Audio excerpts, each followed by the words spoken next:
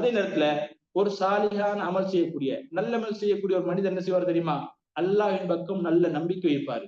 யாரை வணங்குறோம், யாரிடத்துல பொறுப்பு சாட்டுகின்றோம், யாரிடத்துல நம்முடைய காரியங்களை பொறுப்பு கொடுக்கிறோம் என்பதுல கவனமா இருப்பாரு.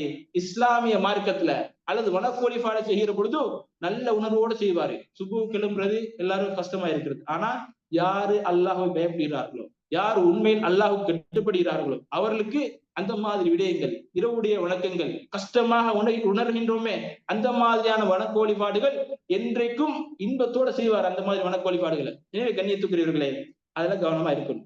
அதே போல அல்லாஹ் ரப்புல் ஆலமீன் இந்த வசனத்துல 3 வாக்குறுதியை கொடுக்குறான். அதுல 1வது வாக்குறுதி என்னன்னு கேட்டா, லயஸ்தஹலிஃபன்னஹும் ஃபில் அர்த், உலகத்துல அந்த மாதிரி மனிதர்களை நாங்கள் பிரதிநிதியாக்குவோம். கமா இஸ்தஹலஃபல்லதீன மின் கப்லிஹிம், இதற்கு முன்னால எப்படி சமுதாயத்தை, இதற்கு